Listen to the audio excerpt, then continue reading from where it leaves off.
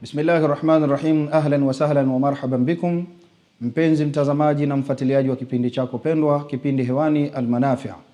Almanafi' ni kipindi ambacho kinachoelezea manufaa mbalimbali ambayo yanapatikana katika kipindi kutokana na tarehe historia ya Sheikh Sharif Mikidadi Robert Matongo, kijana ambaye amezaliwa akiwa katika hali ya kufanya kazi ya da'wa na kufanya dua, na akiwa mtoto mdogo wa umri wa miaka 3. Alhamdulillah, na leo tukiwa katika mwendelezo wa kipindi, kama ilivyokuwa ada, tutakueleza mambo mbalimbali, ziara yake katika maeneo mbalimbali ya kidawa, namna alivyowafikia watu na kuweza kuwafanzia dua, lakini vile vile tunapata kujifunza mambo kadha wa kadha. Na unaweza ukajiuliza kidogo, kwa umri mdogo kama huu wa miaka 3 kuweza kufanya kazi ya dua na da'wa, kufika maeneo mbalimbali, inawezekana vipi jambo kama hilo? Inawezekana kwa sababu inna Allaha ibadan idha aradu arada. Mwenyezi Mungu Subhanahu wa Ta'ala anao waja wake waliokuwa wema, waja wake waliokuwa wazuri, ambao wanapotaka jambo Mwenyezi Mungu analitaka jambo hilo. Maana yake lile ambalo Mungu analitaka kwa waja wake linawezekana. Tuko naye Sheikh Sharifu, na naomba sasa nimpe nafasi aweze kukusalimia ili tuendelee na vipindi vyetu katika siku ya leo. Sheikh Sharifu, karibu kwa ajili ya kumsalimia mpenzi mtazamaji. Assalamu alaykum wa rahmatullahi wa barakatuh. Kwa niaba ya msikilizaji wetu, wa alaykum salam wa rahmatullahi wa barakatuh. Sheikh Sharifu, karibu tuendelee na kipindi chetu. Bila shaka mpenzi mtazamaji ana mengi anatamani kutoka kwako. Mosi, katika kipindi chetu cha leo, ulipokuwa mdogo, baada ya kufika katika mji wa Dar es Salaam, ukawa unafanya ziara katika maeneo mbalimbali, ulipata kuzuru katika ardhi ya Bagamoyo. Na ulipofika Bagamoyo, kuna tukio kubwa lilitokea pale. Kama unalikumbuka na mwaka lilipotokea ile tukio, karibu ili mtazamaji aweze kujifunza miongoni mwa mambo yaliyokutokezea ulipokuwa mdogo. Karibu. Innal hamdalillah, alhamdulillah alladhi khalaqna min al-adam wa khalaqa kulla shay'in wa kana ma'duma. Lam yakun kursiyyun wala arsh wala jannatan wala nar wala samaa wala dunya wala barzakh, walakinna Allah khalaqa wa khalaqa Allah wa lam yakun shay'un ma'ah wa khalaqa Allah wa lam yakun shay'un akhar. Falamma Allah idha arada أن يبدأ الخلق خلق نور نبينا محمد صلى الله عليه وسلم ففرع بنوره جميع الكائنات. سبحان الكريم ربنا العظيم الرحمن الرحيم، له ما في السماوات وما في الأرض، من ذا الذي يشفع عنده إلا بإذن، إليه المبتدى وإليه المصير والمنتهى. وأصلي وأسلم على حبيبنا وإمام المرسلين محمد ابن عبد الله وبعد. Sheikh Rajab, kwanza tunapenda kumshukuru Mwenyezi Mungu kutujalia kutupa fursa hii ya uhai na afya. Tulipofika sisi Dar es Salaam mwaka 94, naam, tulikuwa tuna ziara kwenda sehemu mbalimbali. Siku hiyo tukawa tuna mhadhara Bagamoyo. Naam. Kipindi hicho msafara wetu ulikuwa una watu zaidi ya 30. Unakuta Costa 2-3, kuna watu wale muhibbu Sheikh Sharif walikuwepo watu. Unapokwenda wako na wewe. Ndio. Kipindi hicho mtoto mdogo na beba. Sasa nilikuwa mara naweza kuwa na kitu nikasema, basi wakati tunakaribia mji wa Bagamoyo, mimi nikaa hapo, watu walikuwa wanafanya iskari, wengine wanasoma Qur'ani kwenye gari DCM kipindi hicho. Naam. Nikasimama nikasema salamu alaykum. Watu wa salamu. Nikamwambia jamani, tunakwenda katika mji, tulikula chakula, basi tule wali tu, nyama tusile. Basi kweli tukafika pale tukapokelewa. Nadhani tulipokelewa kwa Sheikh Muhammad Ramia Zawiani ama nyumbani kwake, sikumbuki. Halafu baada ya pale kuna sehemu tukaenda kula. Basi kweli mimi nikala wali na watu wote karibuni wakala, wakafuata wale maagizo. Sasa hili jambo linakuja baadaye usiku, ndo tunakuja kujua kwamba kuna mtu mmoja yule yeye akala nyama ile. Hasa alipokula ile nyama, shekhe, ile nyama ikawa imemkwama. Sasa wanaogopa kuja kusema huku kwetu kwamba shekhe, kuna mtu kala nyama imemkwama, kwa sababu mimi nishatoa indhar. Wakampeleka hospitali yule bwana, mpaka usiku bwana imeshindikana. Ikafika pili saa damu zinaanza kumtoka puani, zinamtoka na kwenye masikio. Allah. Ikabidi wamlete bwana shekhe, bwana huyu alikula ile nyama. Basi mimi nikachukua maji nikasomea nikampa. Alipokunywa yule bwana, basi kama vile alipokunywa tu ile maji kama vile mtoka vile kutapika hivi. Shekhe, kutapika hivi imetoka. Watu tunakimbia kusema nyama si nyama, ni hirisi. Allahu akbar. Kwa palikuwa pana matukio ya kujaribu pia. Ama siku moja nakumbuka tulikwenda Iringa, kuna sehemu moja inaitwa Njombe. Pale Njombe tuko katika mahadhara, niko mdogo katika mahadhara, ndo nimepanda sasa, nimepandishwa kwenye ile meza ile. Kuna kiti nimekaa pale kwenye kiti na naanza kuzungumza. Likaja kundi la nyuki. Allahu akbar. Ile kundi la nyuki lilikuja umma mzima ule ukatahayari kukimbia. Mfahamu, walikimbia, mimi nimebaki pale.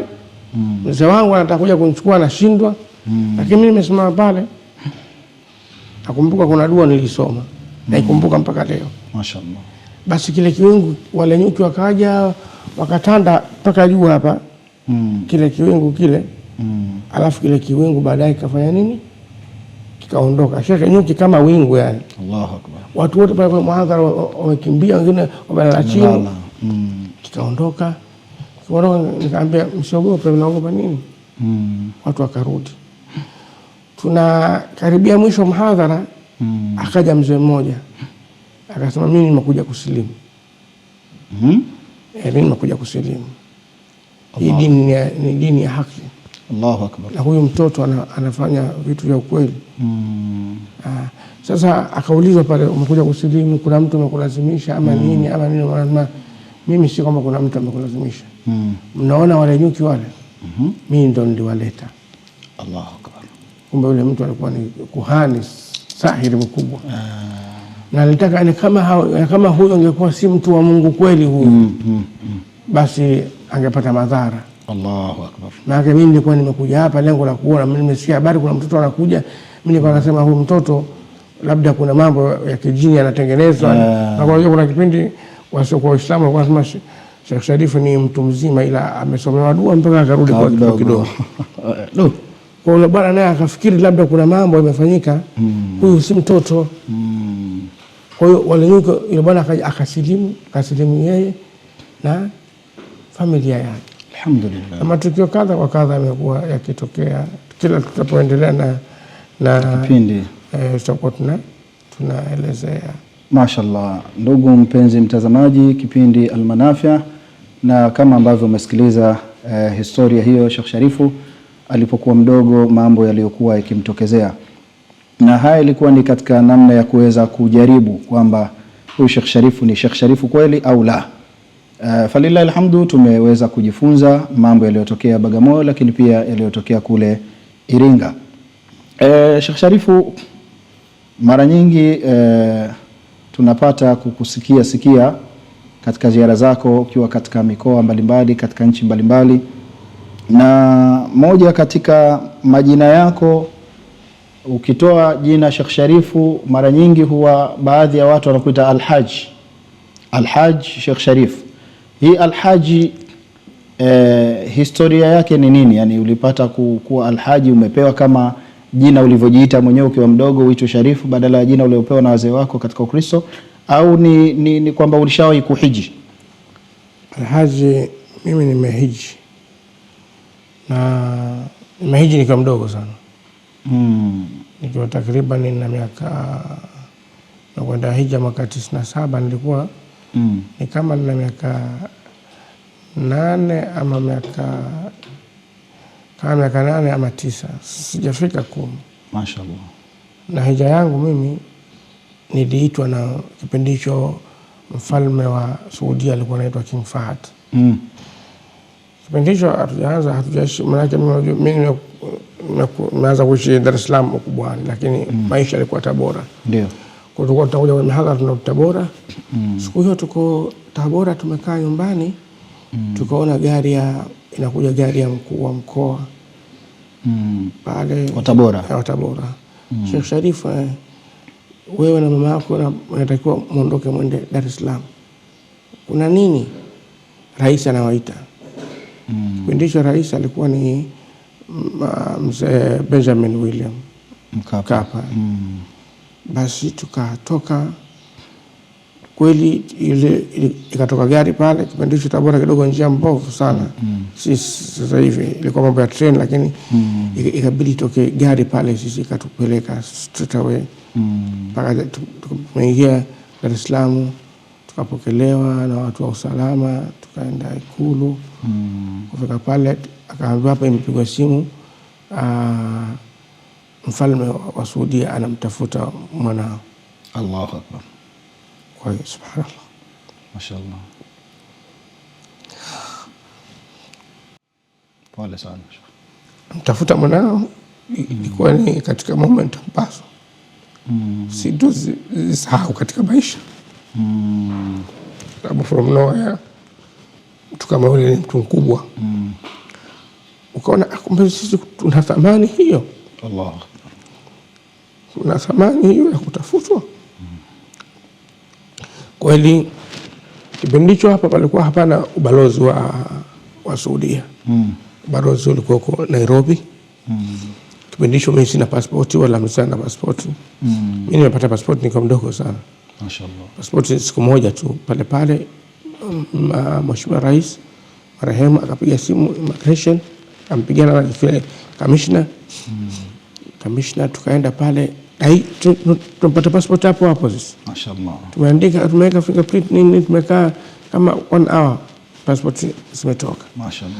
Na hapo sasa nikamchukua, kuna mzee wetu, kuna mhadhiri alikuwa anaitwa mhadhiri wetu, mzee wetu alikuwa anaitwa Sheikh Said Omar Riko. Kwa mhadhiri wa Al-Malij na mzee wangu Alhaji Ndalama. Tukamchukua basi hapa tukapakiwa na ndege ya rais mpaka Nairobi. Nairobi pale tukakuta airport na tukakutana na balozi wa Saudia Nairobi. Pale akatuchukua tukafikia Sheraton Hotel tukalala. Next day pale ikaja ndege kutoka Saudia. Ikatuchukua, na ile ndege alikuwa anaendesha, kuna prince mmoja lakini alikuwa ni mtoto wa mfalme. Alimtuma special. Allah. Tumetoka Nairobi mpaka Saudia kwa private jet. Tunafika Saudia pale, napokelewa VIP lounge. Tukaambiwa mfalme akasema kwanza kafanyeni haji. Mashaallah. Baada ya haji ndo mtaonana naye. Tukafanya taratibu zote za haji, tukahiji. Baada ya pale tukatoka sasa, baada ya haji tukarudi Jeddah. Kutoka Jeddah pale tukaenda Riyadh. Nimekaa kwenye palace ya mfalme siku 14. Mashaallah. Na mfalme Fahd. Kaa naye pale. Akataka mimi nibaki kule. Lakini baada ya zile taratibu zote wakati tuko hapa sasa Dar es Salaam, tushapata taratibu zote za Ikulu na nini, kabla ya kuondoka alituita mzee Al-Hassan Mwinyi, Mwenyezi Mungu amrehemu. Kipindi hicho alikuwa tayari kesha staafu. Tukaenda kwake pale Mikocheni.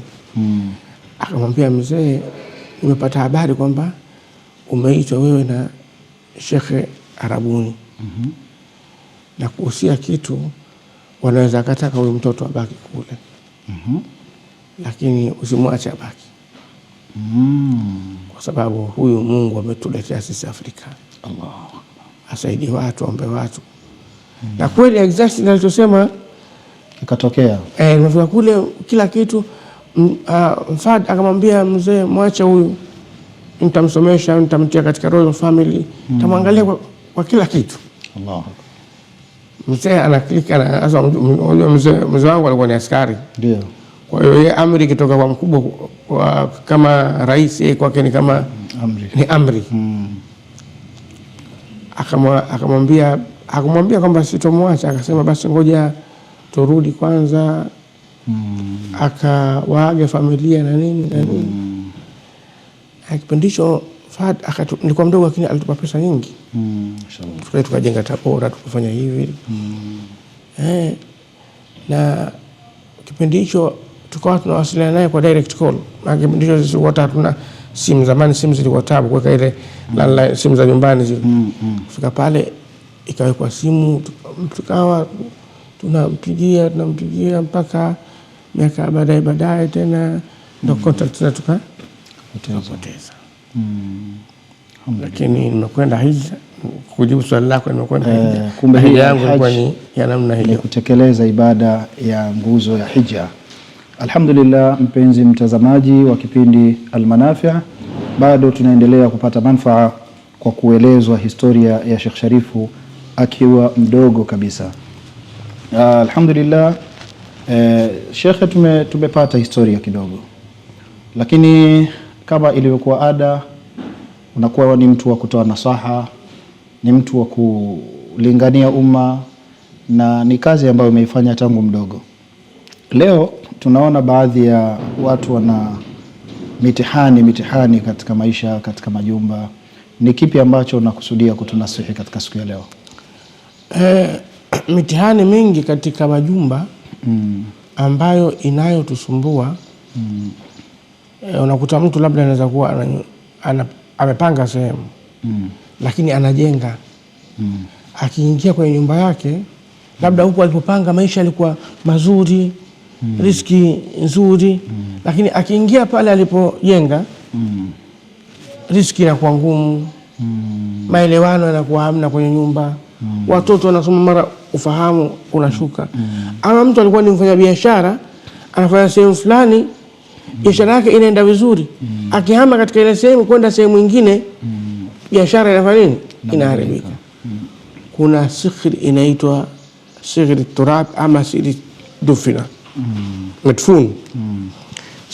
Sikhri madfun ama sikhri turabi ni sikhri ambayo inaathiri makazi. Na hii iko katika sehemu hizi mbili. Kwanza, unapokuwa una kiwanja chako, mtu akakijua kile kiwanja chako, basi mtu anaweza kuwa pale ndo pashakaraga pale, anaweza akachukua udongo wa pande 4 za nyumba sehemu pale. Halafu kila unapojenga, kila hatua unafika, ikifika msingi anakuja anachukua udongo, ikifika sehemu ya lenta anachukua udongo, ukishapika bati anachukua udongo. Halafu udongo wanauchanganya na kuna udongo fulani, unajua ule udongo wa kubumbia viungo vile, vinyanzi, wanauchanganya shekhe, na kuna majani fulani ya makaburini wakichanganya. Basi shekhe, sikhiri yake ikifanyika, wewe utapoingia katika ile nyumba, basi utakutana na misukosuko, vikwazo. Ama wengine si sikhiri, wengine si sikhiri, wengine hizi nyumba unavyozijenga, ukishaijenga nyumba ukapiga milango ukaweka bati, ama una ofisi yako unatengeneza mwenyewe biashara, umeshaweka frame vizuri, umepanga vitu vyako, ile sehemu ikikaa siku 3 kabla ya kufanywa dua, huwa kuna jini anaingia kuweka makazi pale. Yule jini anaingia, yule jini anapenda kuhamia sehemu ambazo, ndio maana inashauriwa kama una nyumba yako ukishapiga bati na milango na madirisha, yani inafunga, kwanza fanya dua kabla ya kuhamia. Hata kama, lakini leo mtu ana nyumba yake akiweka milango madirisha anatulia, ukishafanya vile kuna jini anaingia, anaitwa nasnas huyo jini. Akishaingia jini pale afanya kama vile makazi yake. Kwa hiyo watu wanafanya, mtu akishakaa tena, wewe kashapata vitu vyake, anaingiza furniture, anaingiza kila kitu ndani, anahamia, anakaa zaidi ya mwezi, ndo anamtafuta shehe, anafanya kisomo cha ufungua nyumba, anakaa zaidi ya mwezi. Mauzauza yakishaanza sasa katika nyumba, ndo mtu anamtafuta shekhe. Na mtu akimtafuta shekhe, badala yake yule shekhe akija, badala ya kumtoa yule jini kwanza, mtu anafanyani, anaweka kinga. Maana yule jini anafungiwa mule mule. Ndio. Kumbe inatakiwa sehemu kama hii kwanza, hatua ya kwanza ni kumtoa yule jini, alafu ndio fanya kinga. Ufahamu? Lakini athari yake ni nini? Athari yake inaharibu. Ndio kama ulikuwa unafanya biashara vizuri, biashara inaharibika. Watoto walikuwa wana ufahamu mzuri wa kusoma, maelewano katika nyumba yanakuwa. Unaweza ukagombana na mkeo, unaweza ukagombana na mmeo, watoto wanaweza kuwa hawakusikilizi, mara kaumwa huyu, mara kaumwa huyu. Na pia wafanya biashara wengi hii inawaathiri. Watu wengi wanavyo sehemu zao za biashara, wanavyozifanya wanasahau kuzifanyia dua. Dua ya kuondosha. Maana unaweza wewe umechukua sehemu, kumbe ile sehemu kulikuwa kuna mtu ana vitu vyake wewe hujui. Ni kweli. Kuna mtu alikuwa amepanga anafanya biashara yake, kaondoka, umechukua wewe, ama ni eneo unataka wewe uendeleze biashara, kumbe huyu hujui alikuwa anafanya nini. Kwa lazima kuna dua ya kusafisha. Kama kuna kitu kibaya, kuna wengine ni washirikina wanaweka kinga zao za kishirikina. Kama kitoke kwanza hiyo sehemu, alafu uende uanze jambo lako. Lakini kadhalika hivyo sio tu katika nyumba. Kuna mtu amepanga huku, kapanga huku, anahama. Anaweza akakaa nyumba fulani akakuta ina riski, akahamia nyumba fulani akakuta mambo ni magumu. Hiyo nyumba unapoingia, kwanza kufanya dua ya kuondosha yale yaliyokuwa ni mazito kwanza, ili wewe uingie na kheri zako, kwa sababu ujue aliotoka ametoka na nini. Mashaallah. Na mpenzi mtazamaji, nafikiri umepata kujifunza as-sihru turabi au as-sihru al-madfun, uchawi wa mchanga au uchawi uliofukiwa. Kikubwa ambacho Sheikh amekisisitiza ni kwamba tunapotaka kufanya dua katika makazi, katika majumba, basi iwe kabla ya kuhamia pale katika nyumba. Isije ukawa umehamia alafu ndio unakuja kufanya dua, matatizo yako ndani ya nyumba. Tena mwingine anasema baba Sheikh, nataka dua ya kinga kwenye nyumba yangu. Mambo haendi sawa wakati nyumba yenyewe haijasafishwa. Yule mdudu anayefanya tabu mule ndani hajatolewa. Kwa ifanyike dua ya kumkimbiza yule mdudu kwanza, kisha ndio uendelee na dua kwa ajili ya kinga. Huyu ndio Sheikh Sharif au Alhaj Sheikh Sharif Mikidadi Robert Matongo. Alhamdulillah Sheikh Sharifu, tunakwenda ukingoni mwa kipindi chetu. Nimekusikia hapa baadhi ya watu nazungumza nao kwa njia ya simu waliopata kuweza kutumia dawa ambayo umeelekeza, lakini pia mambo ambayo yamewatokezea. Basi kwa manufaa ya kipindi na msikilizaji anayefuatilia, hebu tueleze nini ambacho ulikuwa ukiambiwa na mtu ambaye ametumia hii dawa. Zangu Waislamu, kwanza kipindi kilichopita tulielezea dawa hii. Tukasema hii dawa inaitwa Shifaatul Jasadi minan Nirani al-Hasad. Ni dawa ambayo kwa ajili ya kuondoa ubaya, maradhi. Na hii dawa tunakumbusha kwamba ni dawa ambayo imefanywa kisomo cha siku 7. Naam. Na siku 7 yenyewe hii dawa imefanywa kisomo ni Qur'ani nzima. Na nikwambia kwamba tuna vijana ambao idadi yao ni 9.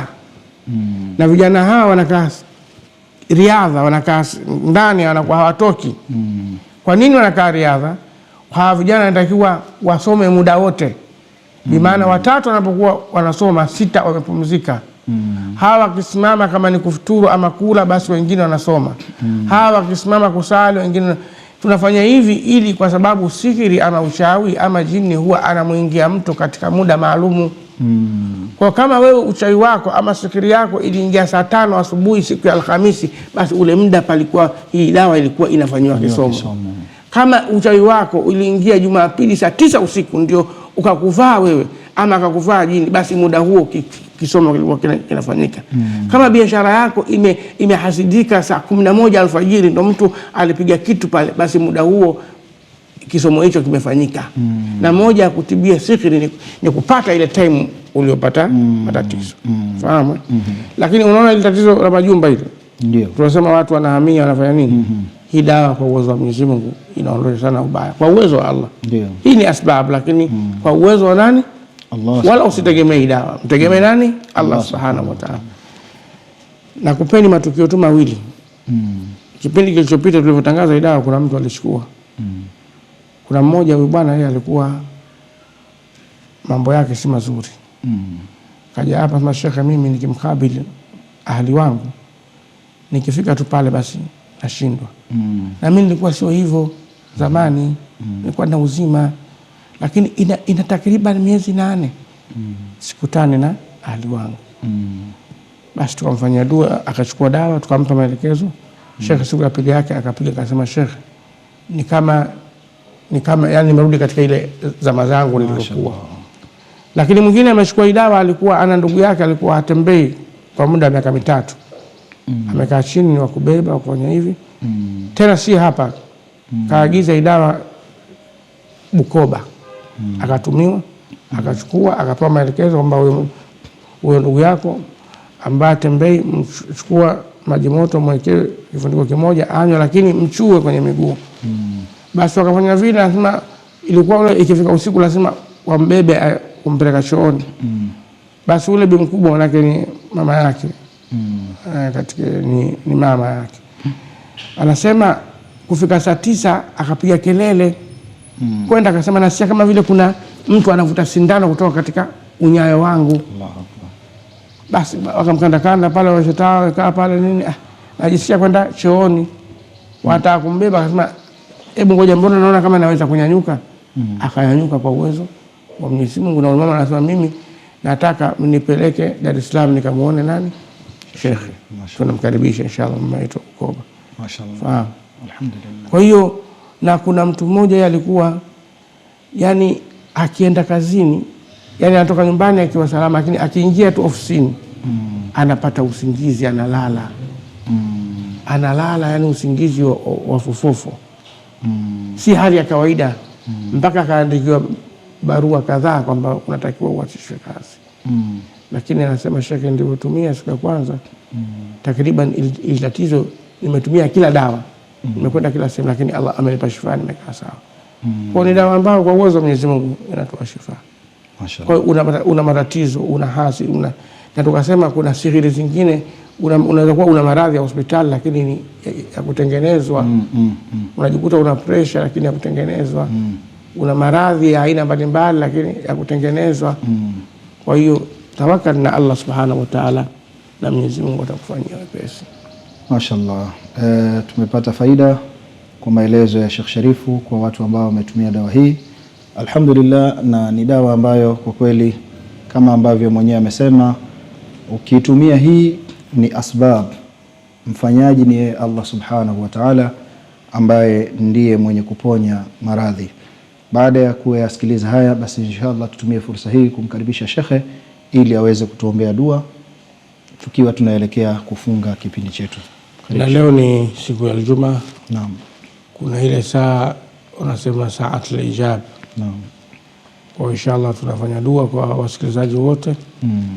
Wakibahatika kuona leo, lakini hata wakibahatika kuona kesho basi inshallah. Lakini dua hii wakati inaendelea pia unaweza ukatia nia yako inshallah ili Mwenyezi Mungu akufanyie pesa. Alhamdulillah rabbil alamin wa salatu wassalamu ala rasulillah sallallahu alayhi wa sallam. Inna Allah subhanahu wa ta'ala yarfa'una wa lakum inshallah wa nuqaddiru al-miqdar fi hadhihi ad-dar wa bi tilka ad-dar barakat hadha nabiy al-mukhtar wa ja'alna ma qara'na ma sami'na ma hadarna fi hadha al-mashhad fi hadha al-majlis inshallah tariqan lana wa lakum wa sahibul makan wa tariqat al-bat inshallah bihalina wa silafina wa bi ashakhina وبرجالنا الذين جعلهم الله سبحانه وتعالى طريقة الحبيب الأكرم النبي الأفهم محمد صلى الله عليه وسلم.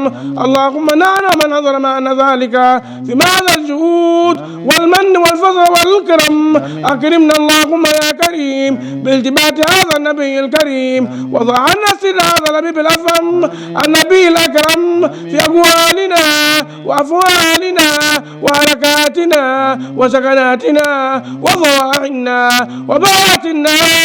وبارك اللهم لنا في المولود واجعلنا ناشئة خير على أهله وعلى ذوي وعلى محبين وعلى كل من حضر في هذه المجلس أجمعين. بارك اللهم لنا في أولادنا وفي إخواننا وفي أهلنا وفي أزواجنا وفي قرارنا وفي محبينا وفي تلامذنا وفي كل من تبنى بنا، واجعلنا وإياهم ملتمسين إن شاء الله بالرجال أهل الكمال في هذه الدنيا يوم المآل، وربطنا بقلب الأكرم مولى بلال في كافة الأعوال. اللهم لا تبعد بيننا وبين هذا النبي بذنوبنا ولا بتقصيرنا ولا بجرائمنا، الحق الفر بالحزن ولا تجزع سر بالمهر، واجعل أهل لكل سر واجعل أهل لكل نظر واجعل أهل لكل تجلي واجعل أهل لكل تعلي